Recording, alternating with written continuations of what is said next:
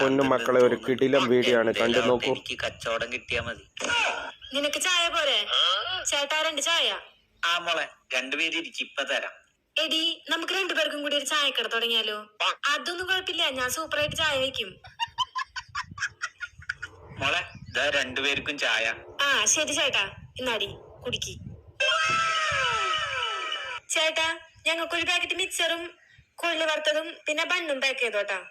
ആ, ഈ മാസത്തെ കച്ചവടം ഈ ഭ്രാന്തത്തികാരനും അടിപൊളിയായി. എന്നാ മോളെ വെച്ചിട്ടുണ്ട്. ഞാനും ഭ്രാന്തുള്ള പോലെ നോക്കിക്കോണം ഗൈസ്. എങ്ങനെയുണ്ട് മോളെ, ചായയൊക്കെ സൂപ്പർ അല്ലേ? ഇതാണ് ഇവിടെ ഏറ്റവും സൂപ്പർ ചായ കിട്ടുന്ന കട. ഡെയിലി ഇങ്ങോട്ട് വന്നോളോട്ടാ. ആ, വീട്ടിലെ അച്ഛനമ്മ എന്ത് പറയണു? ഇപ്പൊ എന്ത് ജോലിക്കാ പോണേ? നിങ്ങൾ സംസാരിച്ചിരിക്കും, പൈസ തരും ട്ടാ.